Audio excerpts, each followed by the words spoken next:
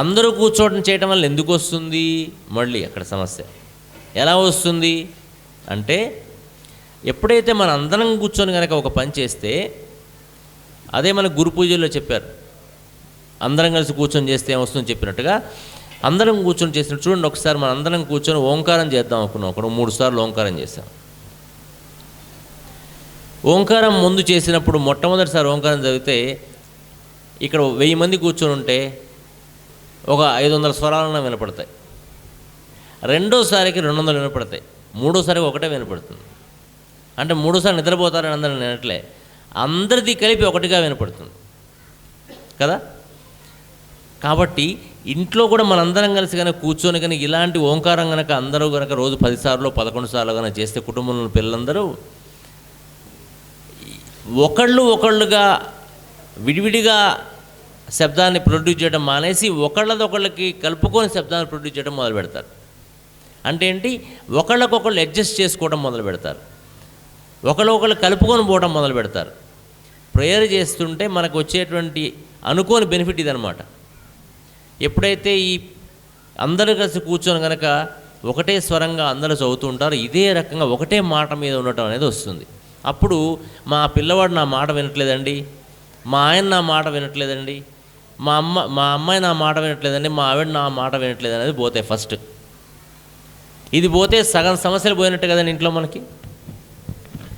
So ఇది మనకి అవ్వాలంటే మాస్టర్ గారు పొద్దున మొదలుపెట్టిన దగ్గర నుంచి మనకు నేర్పినటువంటి మొదటి విద్య ఇది.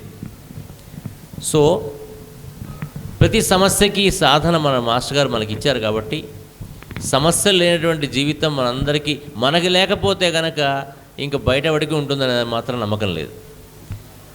ఇన్ని రకాలైనటువంటి వైద్యం నేర్పించారు మాస్టర్ గారు మనకి. ఇంట్లో ఏదన్నా చిన్న సమస్య వస్తే మనకి మనమే చూసుకోవచ్చు. ఎప్పుడన్నా అవసరమైతే పెద్దవాళ్ళని డిస్టర్బ్ చేసి వాళ్ళని అడగవచ్చు. సో ఇన్ని రకాల సమస్యలకి సొల్యూషన్ మనకి మాస్టర్ గారు ఇచ్చినప్పుడు, ఈ రకంగా మన పిల్లలకి మనం ఒక గురువుగా, వాళ్ళు మనని చూసి ఏదో నేర్చుకునేందుకు ఉండే విధంగా మనం ఎదగటానికి చాలా సాధన మనం చేయాల్సి ఉంది. అది చేయకుండా పిల్లలు బాగుపడట్లేదు, పిల్లలు బాగా చదువుకోవట్లేదు అంటే మాత్రం అది చాలా తప్పైన విషయం.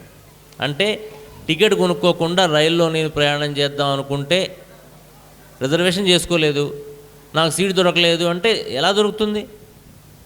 దొరకదు అని తెలుసు మనందరికీ. అలాగే పిల్లాడు ఇలా బాగుండాలి అంటే మరి వాడికి చేయాల్సిన దానికి ఏం చేయాలో మనం చేయకుండా వాడు బాగుండాలనుకుంటే అలాంటిదే. సో ఇక్కడ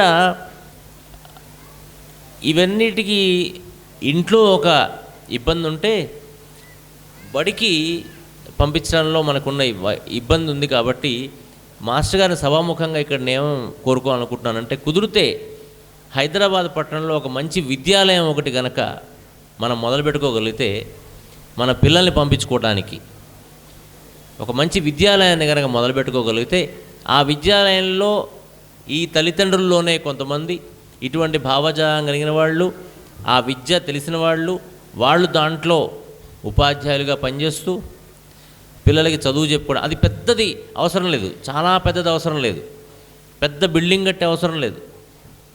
ఒక చిన్నదాంతోనైనా స్టార్ట్ చేయడానికి ఇక్కడ ఉన్నటువంటి వాలంటీర్స్, ఇక్కడ ఉన్నటువంటి కార్యకర్తలు కనుక ముందు కనుక రాగలిగితే తప్పకుండా ఇక్కడ కూడా ఒక మంచి వైద్యాలయం, ఒక విద్యాలయం కనుక మొదలు పెట్టుకోగలిగితే మన సమస్యలకి సగం సమస్యలకు సొల్యూషన్ అక్కడ ఏర్పడుతుంది. అది ఒక ఛాలెంజే. ఎందుకంటే ఆ విద్యాలయం కూడా మనం ప్రభుత్వం వారు చెప్పిన విధంగా నడపాలి.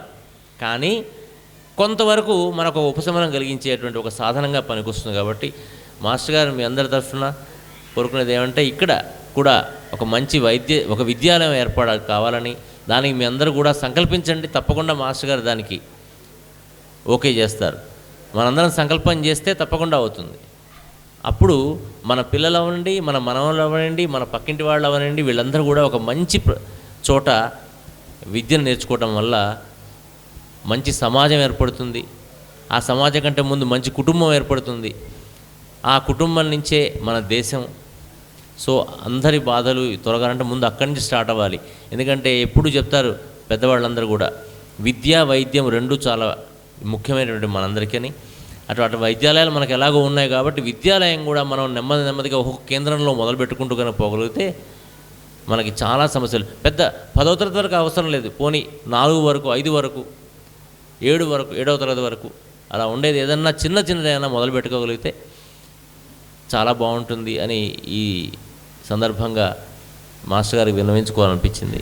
వాసుదేవ